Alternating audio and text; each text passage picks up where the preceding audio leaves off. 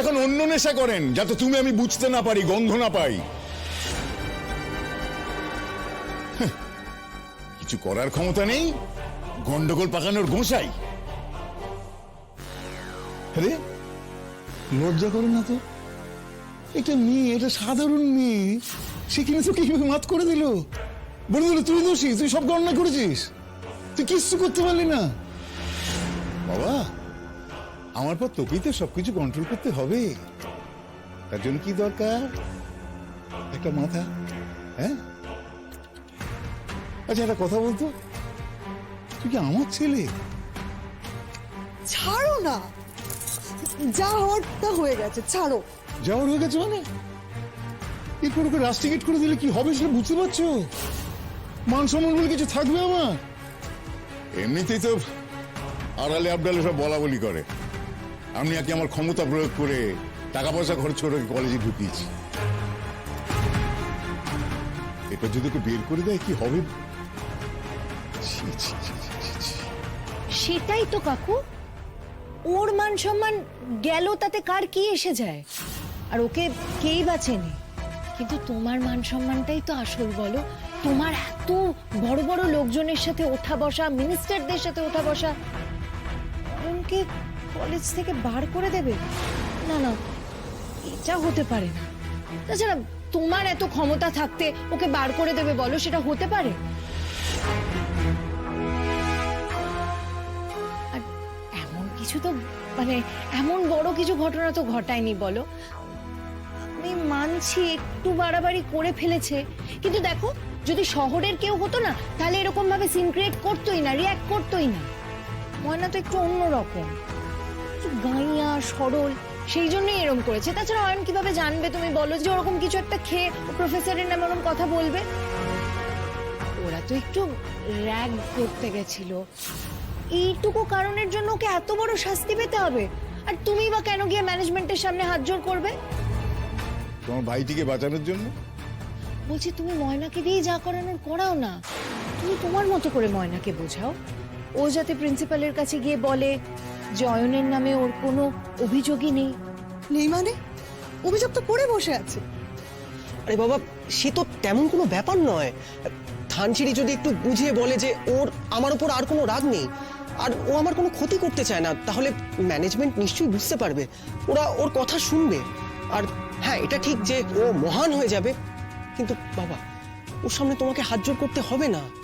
ও একটা গ্রামের মেয়ে, আর তুমি তো জানো এসব কি করে করতে হয়। এখানে এখন ওর বাবার সঙ্গে একা আছে, ওর শ্বশুরবাড়ির লোকেরা ওর পাশে। কি রাগ ওনার? ওনার তো রাগ হবার সময় নাকের ডগ।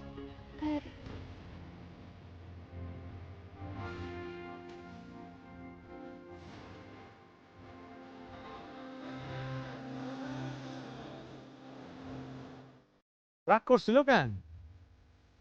ওনার কথা আমি সারান দাও না বাবা, ওনার তো হকবার সময় রাগ খান নাকে ডগায় লাগবে।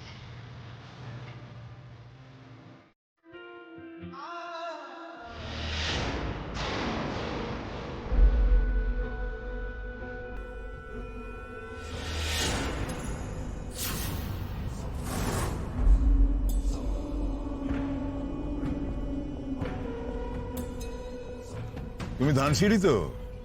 হ্যাঁ, আপনি কেটে এইভাবে আমাকে পথ আটকাইতেছেন কেন আপনি? না, আমি কি সেটা তো জানতেই পারবে। এখন এক কাজ করো তো, তুমি আমার গাড়িতে এসো, তোমার সঙ্গে কথা আছে। না না, আমরা আপনার গাড়িতে আইতে যাবো কেন? বললাম যে কথা আছে। আপনার কথা আছে, আমার তো আপনার লগে কোনো কথা নাই। আপনার কথা থাকলে আপনি আইয়া আমাকে লগে কথা কইেন। তুমি জানো তুমি কার সঙ্গে কথা বলছো? না, আমি জানি না।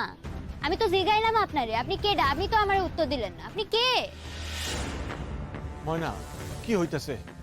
ভালো কইরা কথা কও। না না না, কথা কওয়ার কোনো প্রশ্নই হইতেছে না। উনি তো অপরিচিত মানুষ, অপরিচিত মানুষগুলোর লগে আমি কোনো কথা কইও না, অন্য কোনো কথা আমি শুনিও না। আমি সায়ন রায়, অয়নের বাবা।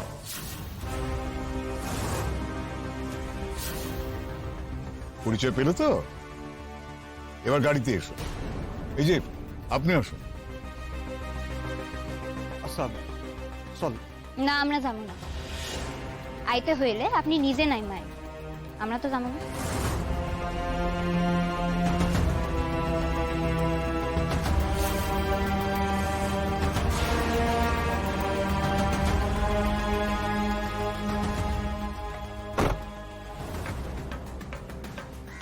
বেশ, আমি এলাম। সত্যি তুমি বড্ড জেদি মেয়ে। না না, ভালো, জেদ থাকা খুব ভালো। জেদ থাকলে বেশ অনেক উন্নতি করা যায়। কিন্তু ধানসিঁড়ি, অন্যের উন্নতির পথে বাধা হয়ে লাভ আছে কি কিছু? একটা কথা শুনে রাখো ধানসিঁড়ি, অয়ন না আমার একমাত্র ছিল। আর ও জন্মাবার পর থেকে না ওর চলার পথে না আমি শুধুমাত্র ফুল বিছিয়ে রেখেছি। এখন সে পথে যদি কেউ কাঁটা বেছাতে আসে, আমি কি করি বলো তো? তাকেই উপরে সরিয়ে ফেলে দিই, ঠিক যেমনটা তুমি করছো।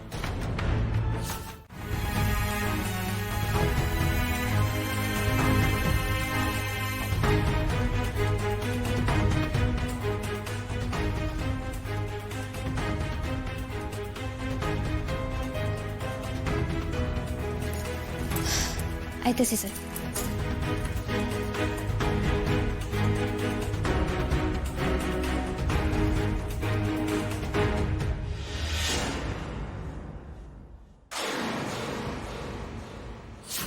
ও যা বলার আমি বলে দিয়েছি, আশা করি এরপর কিছু করতে পারবো না।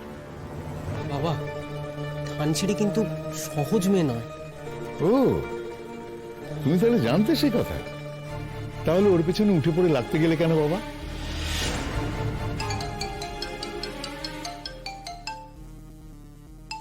ও, এই সময় আমার থানার বড়বাবুর ফোন।